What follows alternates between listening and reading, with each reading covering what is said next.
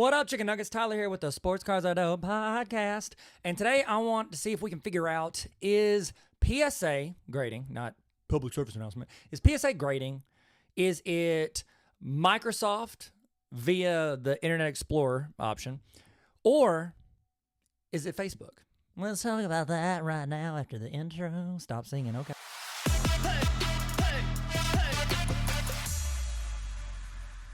Okay, so if you haven't gotten the PSA about PSA, they just had a couple announcements, and they kind of stacked them back to back. I saw a post from Clever Keeping Cards. Alex is awesome. I've been on his podcast, Hobby Handbook. Highly recommend. And he did a short, and he talked about the two announcements PSA came out with back to back, like they hitting, King Griffey Jr., King Griffey Sr. home runs, except for not for good, but for evil. They announced that, and I'm reading it off the screen, they're pretty much all of their return plans, like 20 business days or 10 business days if it's regular, express, value, all that. They are now extended 5 business days. And we know that was like a suggestion anyways, because I literally have some cards. I sent in, I told y'all about this. I think I mentioned it once. I haven't talked about it a bunch, but I sent in cards. I scanned it with PSA app, sent in the orders, value bulk, and the app automatically split it into 2 orders, but I shipped them together. And they were still I still had enough to get the bulk discount because then you have to have 20. And then one of them that it split into 20, they took 2 of them out because they said they didn't qualify, even though their app is the one that put them in that area. And they were like, oh, sorry, do you want to go ahead and do it? They're gonna upcharge me $150 for those 18 cards because it wasn't value bulk anymore because their app put it in the wrong thing and they pulled 2 out. And I was like, well, can you just put it with the other order that you split? I've got 2 of them right next to each other. They're like, oh, sorry, we can't. It's already in the system. And so, their customer support is lacking, if you will. It's kind of just like, here are our rules. Sorry. Also, the rules we can change if it benefits us. I have an order. One of those 2 orders got back to me. The other one is still there. And I emailed them because it's been sitting in assembly for 3 or 4 or 5 weeks, almost a month. It's been sitting in assembly, which is the part after they're graded, they do assembly and then you get to see your grades. And I've been checking on it every day and they're still chilling. And I'm like, this is longer than normal. I've sent cards to PSA. The assembly time is longer. And I'm like, is everything okay? So I emailed them. They're like, it's actually within our 55-day window. And that's just a suggestion. So it could be more than 55 days. And I'm like, cool. So now on their website, and it's not tentative, they're changing everything to a 5-day extension on their already lax, what's the phrase? Not favorable, but it's in their favor sounding turnaround times, which usually it doesn't hit.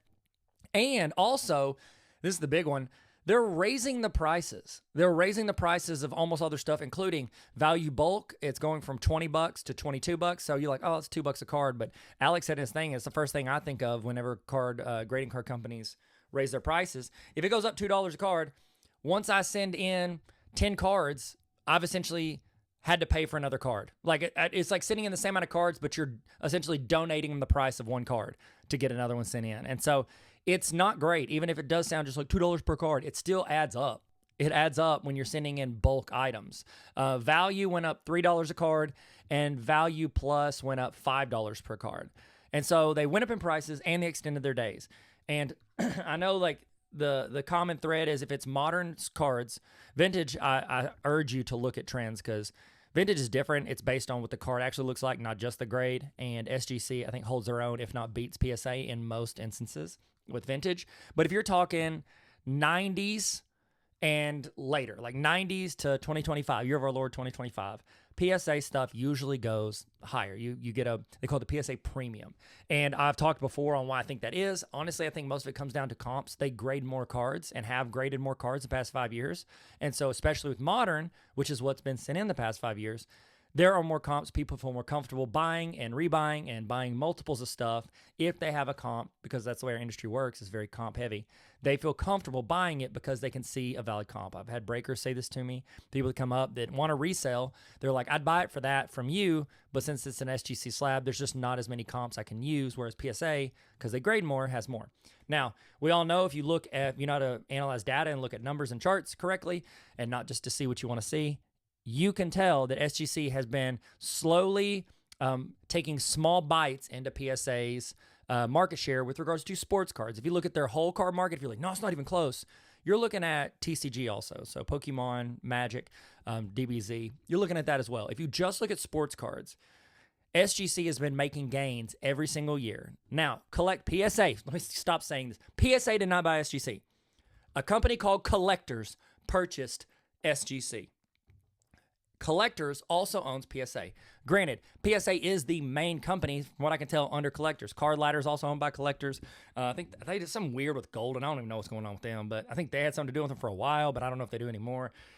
Collectors is a parent company that owns all of these other companies, and PSA, granted, is their flagship company. Now, when they bought SGC, they let them kind of run. It appears they let them run on their own, same way, for about a year. And SGC, which is one of their big benefits, is their turnaround time is great. Well, their turnaround time started getting extended. Instead of 5 to 10 days, usually I could drop my cards in the mail. 10 days later, they're on my doorstep from SGC, and that was for years. And then it got extended like a month to a month and a half, which was still quicker than PSA, but not a ton quicker like it was before. And you think, okay, we'll just hire more graders. Well, SGC, from what I can tell, is a little more thorough in finding graders than PSA. And so it takes them longer because they want to make sure they're trained. I know they have like apprentice programs where they grade underneath other graders for a while before they're allowed to grade on their own. So it's like they put a little more emphasis because their big thing is they want fast turnaround time, they want accurate grades, and they want good customer service. That was SGC's big three things. And so they operated for about a year, and then Pete, which was the president of SGC, helped them rise to number 2 in the sports card market for grading. He announced that he was leaving, and then they pulled about half of the staff from SGC and stuck them over in their PSA office, which is next door. So you've reduced the staff in half. You got rid of the president, who has only seen gains and gotten good feedback from, the market, the hobby. And you've essentially and then they came out and told, the guys came out and said, like, we're wanting to make it a boutique company. They want it to be vintage grading is all they want it to be. Back to what it was before it started competing with them on the stuff that they have. And it's because PSA makes more money than SGC per card. That's why they want that, and they want to lean into it. And they didn't want to share their technology. They didn't want to create new technology. So like, we're just going to keep it where it is. Now, when I opened, I said, I want to talk about, is PSA, are they more like Facebook, or are they more like Microsoft with regards to their browsers? And I'll give you a tale of two companies. If you're a millennial like me, you maybe remember in the late 90s, the internet was pretty much just like websites with a lot of text, and then you could read Calvin and Hobbes on there. That was pretty much all the internet was, right? And there were chat rooms, I think, something like AOL chat rooms. So when you went on there, you went, like right now, most people go to, if they're on their phone, it autos to Safari or Google Chrome. If they're on their desktop, if they're a good person, they probably use Google Chrome. If they like to act like they do crazy like networking stuff, they'll use Firefox. And then sometimes if they're a Mac enthusiast, they'll use Safari. Almost no one uses Internet Explorer. And Internet Explorer was it was the way we got on the internet in the 90s. We used Netscape, and then Microsoft just dominated the computer landscape, PC landscape, and we started using Internet Explorer because it was built into all the computers we're all using. So it just destroyed Netscape. Well, no one uses Internet Explorer anymore. No one. If you say you do, you're lying. You're lying right to my eyes, and you'll have to answer for that someday, okay? And I think that when those companies have the monopoly, they can look up and decide, am I going to keep innovating and then keep competing and keep adding elements that make my customer base want to stick with me even when I'm maybe a little bit behind the competitors? Or is there not going to be brand loyalty because I don't treat my customers the right way? Microsoft is an example of that because I just announced all the browsers we use today, probably not Internet Explorer. And you're like, well, I use Edge. No, you don't. And guess what? They're going to rebrand Edge because nobody's going to use it. Like, remember all the stuff that Microsoft made to compete with iPods? They're gone. What is it? Not a Zoom. Was it a Zoom? I think it was called a Zoom. It's their version of iPod. Doesn't exist. Like, they were trying to compete with somebody who was being innovative and focusing on making things easier for the end customer and making things to where it felt like the end customer was like the one that mattered. When I was at a public school, I was at central office. So I was like the number 2 at the district. And whenever I had to pay, like I had to sign off on all the bills we had for all the tech stuff. And every year we were a Google school. We'd shifted to a Google school. Right when I started, we got off of Windows XP, which Windows had stopped supporting for like 10 years. And we switched to Google. We're using Google for everything, doc sheets, slides, Gmail, all that. And the reason I sat there and looked at these two companies every year when I'm doing the budgets, Google was free for schools for a year. For a decade plus, it was free for schools. You can get all that stuff for free. And then we're literally only using Microsoft, like Office, Excel, all those, in one ninth grade computer business application class. And I'm paying like I want to say it was like 15 to 30 grand a year, depending on our amount of students in there, for those licenses. Microsoft didn't care. They were just cashing in. Google understood to get in the market, they had to accommodate their customers, and they had to do things differently than their competitor. Microsoft did not adapt, and Google caught up and has passed it in almost every category. And it will continue to pass it because, in my opinion, they are comfortable. They are in schools, a majority of schools in the United States. And guess where all those kids that are taking classes and using Chromebooks and using Google Docs, Forms, Sheets, Slides, Classroom, Gmail, in a few years, they're going to be in the workforce, and they're going to show their boss how much better and easier it is. And then they're going to become the bosses, and they're going to be like, this is dumb. I'm not using Microsoft. And that company is going to be on a decline. Granted, it's still a great, big company, important. A lot of people love them. A lot of boomers are like, we love Microsoft, whatever. In the future, it will not be one of the main two companies. It won't. It won't. Now, that is an example of a company who had the monopoly, who was king of that, and it didn't look like anyone would ever overtake them. And then you look up 10 to 20 years later, and they are not the preferred source for most people, especially people of a certain generation or younger. PSA. PSA own the market, okay? PSA's king. Most of their stuff resale goes higher. They own Card Ladder. They own a bunch of other stuff in the company. They are not known for customer service. I started this whole thing with telling you one where they were like a little boo-boo on something I needed. It would have been a very easy fix for them. Wouldn't have cost them hardly anything. And they're like, nope, sorry, you can't do it. That's what they say in my head. That's how they talk in their text. And so let's compare that model with Microsoft to Facebook. Facebook came out when I was in college. I'm 40 years old. Came out when I was in college. It's for college kids, and then opened up, and it was just huge. First big social media, company of its time, more so than I know MySpace was there, but it wasn't like this. Zanga, R.I.P. Zanga. What's up? Shout out my Zanga boys, boys and girls. I think Facebook, whenever it came out, it was very popular, and it took over. And then everybody's parents and grandparents started getting on there, and a lot of young people didn't want to be on there because they're like, ugh. And then it just didn't meet the needs of what they wanted.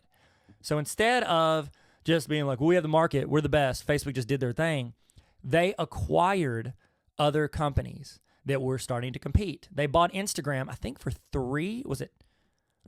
Instagram for $1 billion. It's valued at probably like tens of billions of dollars now. They bought Instagram for $1 billion because Instagram was cool, it was young, it was hip. They bought it, and they developed it. And now they own Instagram and Facebook. They developed both. That is not the model PSA is taking with SGC when it comes to grading. They are not enhancing and making better this second option like Facebook made Instagram better. It allowed Instagram to keep developing, adding features, and they integrated them together. Like, what is it, Facebook Creator Studio or Business Studio? It integrates with both. They make it easy to use both. They don't care because they realize Meta is the name of the company that owns Facebook. It was Facebook, and then they popped up and said, Meta's a parent company. They want Facebook and Instagram to be the best. They don't care which one's number one. They want them both to be great, and they integrate them. They weave them together. They do some things where it's a little annoying because you have to be on one to be on another. It's a little weird, but you can tell they just want both because money's money. They don't care if it's coming out of the Facebook wallet or the Instagram wallet. Versus a company like Microsoft who wanted to force everybody to use all their stuff. And if you didn't use all their stuff, they made it hard for everything else to where now people use Chromebooks and those Google devices because it's all easier on there to integrate with the things that we want to use like Google Chrome and Docs and Sheets and Slides and Gmail and all that other stuff because ain't nobody in their right mind want to be using Outlook. So with PSA raising the prices and showing what's going to be longer delays and in the process, a few months out from saying vocally, we're not going to develop SGC. I don't know if they said it word for word, but that's what I think all of us heard. They're not going to continue to grow SGC. They're just going to let it sit there and be small. They want it to be smaller. We have to sit here as people who we have money invested. Yes, we have our passion is invested in this for most of us, but also we have money invested in these things, in these little quadrilaterals, these cards. We have to look at it long term and be like, are these the actions of a company that is going to be around long term? Are these the actions of a company that people are going to be like, yeah, sure, take more money, take more time, this is great. And I get, you get a bigger return. I do. I know you do right now. This is, in my opinion, because Google was nothing in the late 90s. It didn't even exist, I don't think. If it did, it was Alphabet or whatever. I don't know. It wasn't nothing. Is there a company that you guys see? I love knowing the comments if you're on YouTube. Is there a company right now, or what could a company do right now to come out and be the Google to PSA's Microsoft? Or do you think PSA is going to adapt, change, and then grow everything like Facebook did and keep being a leader in the market? They will be a leader in the market for many years to come, but the premium leader in the market. Or do you see like companies like Arena Club, Tag, maybe some of these, will they boost SGC some more? Maybe even CGC. I'm not even mentioning them. They're already dominating in Pokemon cards. Do you think they can cross over and become as prevalent in sports cards? What could they do? I would love to know your thoughts. For me, I think I've already talked way too long. I think it'd be another podcast, but I think there are things that these companies could do. And I think it starts with transparency, customer service, and, speedy turnaround, not taking advantage of the customers because they have the majority of the market. Because I think that is the beginning of an off-ramp for a lot of customers in these companies. And I think it is prime real estate. And we're still such a young hobby when it comes to integrating technology and all of these different things. It is been such an old school, not department area. What is it? We've been you're screaming at me. What is the word I'm looking for? An old school arena. I'll just say that. This has been an old school arena for so long. What does someone need to come in and do to get attention and move forward like SGC was doing before collectors bought them and throttled their progress? What could they do? And do you see any companies right now that are on that? My personal opinion, because I should make this whole podcast, but I'll just give my thoughts because it just popped in my head. I think personally, and I haven't even mentioned them to this point, that's how bad they've gotten. Beckett is the company that I think has Beckett, dear goodness, I'm talking straight to Beckett. Whoever owns Beckett right now, I don't even know. You ain't listening to this. You don't care about what people are saying or their opinions in sports cards. But if you ever listen, now is your time. Now is your time to go in. Tomorrow announce we're lowering the cost. You don't even have to enter the number. Just send us the cards. Like DC Sports Cards, you send them in. They just sell them. You don't have to record, write down their names or anything. Send us your cards. We're going to give it at a discount, and we'll do faster turnaround time. Beckett, you have the opportunity now to sprint and try to catch up to these companies that have passed you over the past 6 years. You have the opportunity right now.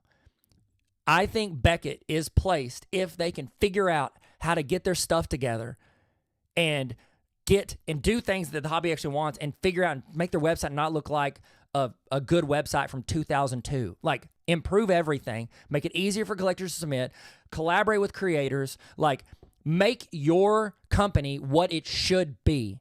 Now is your time. Honestly, you know what? Never mind. I don't have faith. I don't have faith that Beckett listens or wants to do anything to make their stuff better. Hey, Michael Rubin, Fanatics, buy Beckett and make them better. Make it easier to submit, make it faster turnaround times, fix the 9.5 thing to a 10. Do everything we've all known Beckett needs to do to compete in this market in 2025, the year of our Lord, AD 2025, Anno Domini. Michael Rubin from Fanatics, purchase Beckett and make them the best grader in the company so that we don't have to put up with stuff like this where people like PSA take advantage of being number one in the market. That's what we're begging of you. And then, yes, it'll take a few years, but then the prices will start coming up on Beckett. There will be more comps, and then PSA won't be able to take advantage of its customers like this. Sorry, I literally just sent a thing to PSA asking them to collab on a tour I'm doing. I won't be getting that. I won't be getting that. But it's also what I seriously think, and it just bothers me, you guys. Does it bother you guys, or are y'all cool with this? It bothers me that companies take advantage of their customers like this, and that they throttle companies that have a great, reputation with their customers. It just bothers me when people run businesses like this. It just does. Taking advantage of people that maybe just want to, resell cards to buy more cards, or run a business, or solidify the grade of a card and encapsulate that story with that numerical grade. So, I don't know. What are y'all's thoughts? Throw in the comments. Sorry, I didn't mean to get on that soapbox. Didn't mean to sprain my ankle jumping on my soapbox, but that's what I think. And I don't know. What's the point of having a podcast? You don't tell you what you think. Thank you guys so much for listening. Y'all be good, stay sweet, and never stop collecting. Sports cards are dope. So are you. Later.